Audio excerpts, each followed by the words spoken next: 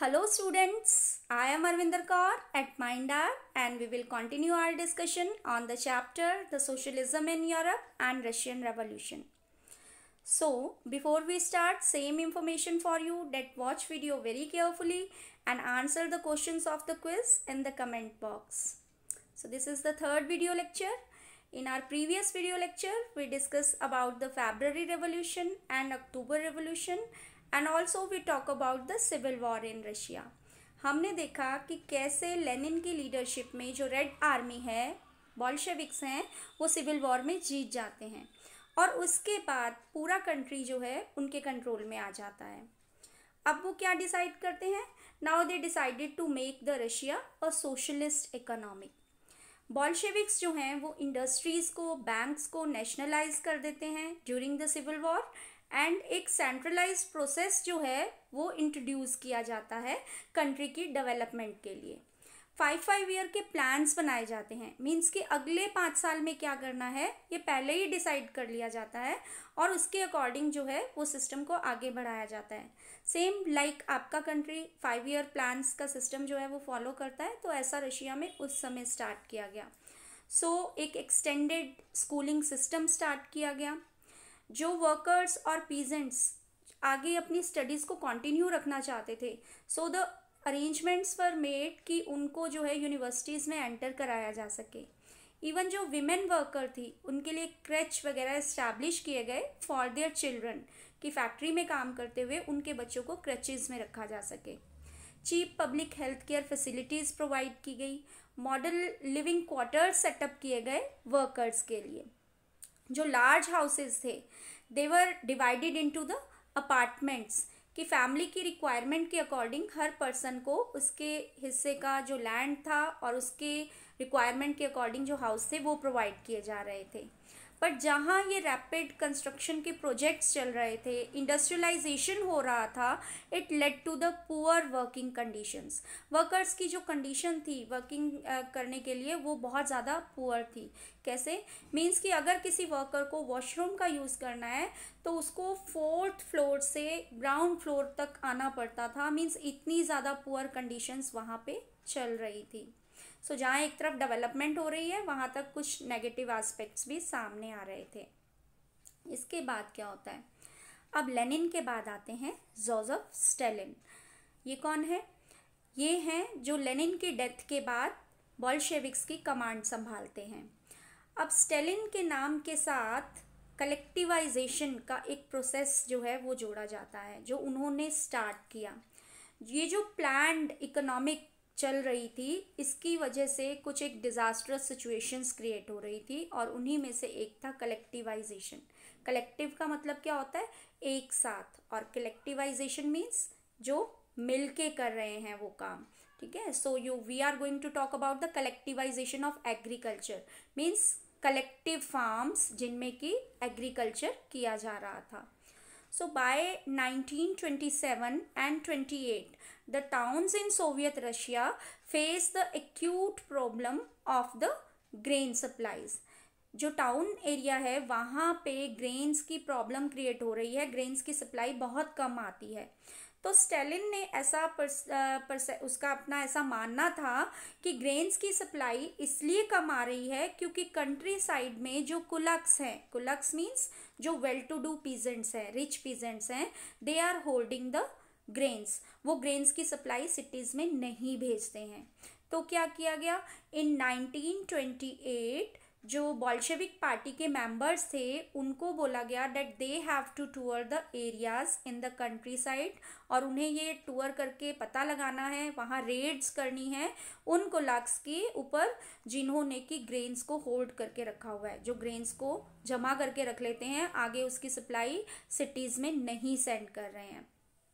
सो क्या हुआ इसके बाद? अब कोलाक्स के ऊपर रेड की गई. आफ्टर 1917 आपको याद होगा हमने पीछे स्टडी किया था, क्या हुआ था कि लैंड जो है वो पीजेंट्स को डिस्ट्रीब्यूट कर दिया गया था. हर पीजेंट को उसकी रिक्वायरमेंट के अकॉर्डिंग लैंड जो है वो दे दिया गया. पर अब 1929 में जब पार्टी जो है वो सारे पीजेंट्स को फोर्स कर रही है कि कलेक्टिवली फार्म्स में अब एग्रीकल्चर किया जाए, मींस कलेक्टिव फार्म मींस कोलखोज, उसका रशियन नेम जो आता है। अब पीजेंट्स जो है they were working on the land and जो कॉलखोज प्रॉफिट है उसको शेयर किया जा रहा था। तो 1929 से 31 के बीच में क्या होता है, जब रेड्स की जाती है उनको बोला जाता है कि आपको सारा अपना जो है वो कलेक्टिवली अब प्रॉफिट जो है वो डिस्ट्रीब्यूट होगा, ये सब होगा। तो इस बीच जो फार्मर्स हैं दे स्टार्टेड टू प्रोटेस्ट, वो इसका विरोध करना शुरू करते हैं एंड रिजल्ट ये निकलता है 1929 से लेके 31 के बीच में द नंबर ऑफ जो कैटल है इट फेल बाय द 1/3। वो अपने ही लाइफ स्टॉक्स को अपने आप ही डिस्ट्रॉय करना शुरू कर देते हैं। किस लिए? बिकॉज जो गवर्नमेंट है उनको फोर्स कर रही है फॉर द सप्लाईज। तो स्टालिन की गवर्नमेंट जो है जब वो इस तरह के इंसिडेंट्स देखती है कि कोई भी इम्प्रूवमेंट सिचुएशन में नहीं देखने को मिल रही है, कोलक्स के ऊपर रेड्स भी करके देख लिया तब भी ग्रेन्स की सप्लाई प्रॉपर नहीं आ रही है, so after some time they allowed some of the farmers कि अब आप जो है वो इंडिपेंडेंट कल्टीवेशन कर सकते हो।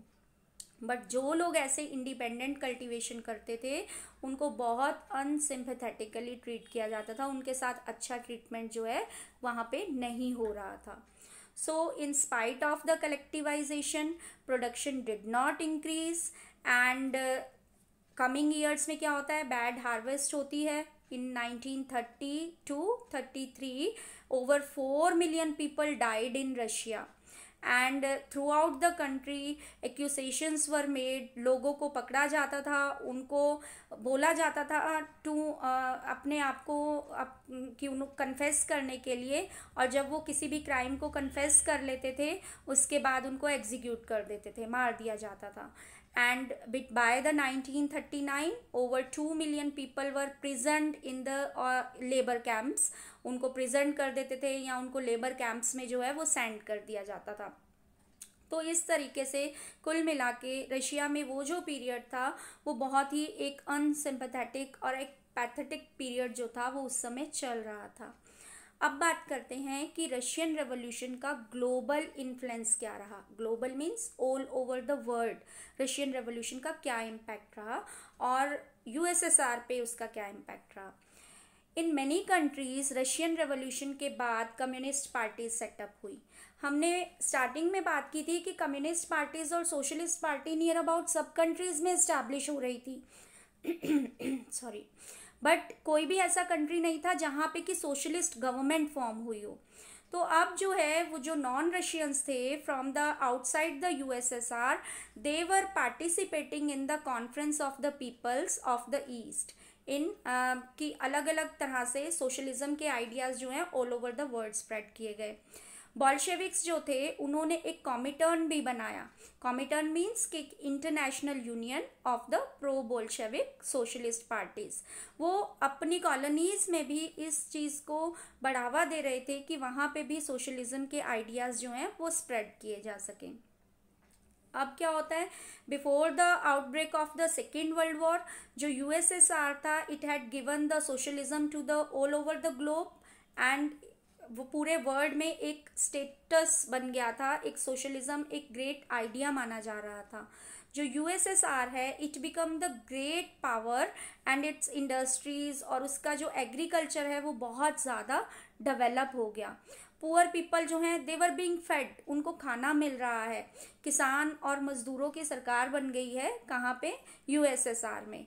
Bye the end of the 20th century जो इंटरनेशनल रेपुटेशन थी यूएसएसआर की वो थोड़ी कम होने लगी, क्योंकि जो बॉल्शेविक्स जिस आइडिया के साथ रशियन रेवोल्यूशन को लेके आए थे वो अब खुद ही उन रेवोल्यूशनरी आइडियाज से कुछ अलग रास्ते पे चल पड़े थे। तो रिजल्ट क्या निकलता है, रिजल्ट ये निकला कि वो जो यूएसएसआर बना था सारी नॉन रशियन नेशनैलिटीज़ को मिला के अब वो स्प्लिट हो गया इन 1991। यहाँ पे आपको इमेज में दो मैप नज़र आ रहे होंगे। So on the left hand side ये जो पूरा ग्रे पोर्शन आपको नज़र आ रहा है, दिस इज़ द यूएसएसआर, वो सोवियत यूनियन जो सारा रशिया और नॉन रशियन नेशनैलिटीज़ को मिला के क्रिएट हुआ था इन 1922। और जो राइट हैंड साइड है उस पर अगर आप मैप देखो, so this is again after the split होने के बाद, डिवाइड हो जाने के बाद फिर से। और इसमें से कितने सारे कंट्रीज़ बाहर आए निकल के, Kazakhstan, Kyrgyzstan, then Uzbekistan and Ukraine, Belarus, Lithuania, ये सारे कंट्रीज़ रशिया से फिर एक बार से सोवियत यूनियन से अलग हो गए। And at the present time you can see this orange portion is the this time Russia. तो एक जो इमेज क्रिएट हुई थी वो अपने आप फिर बाद में डिक्लाइन हो गई because of the various reasons, बहुत सारे रीजंस थे। नॉन रशियन नेशनैलिटीज़ को लग रहा था शायद उन्हें इतना ज़्यादा स्कोप नहीं मिल पा रहा है डेवलपमेंट का रशिया के साथ रहते हुए।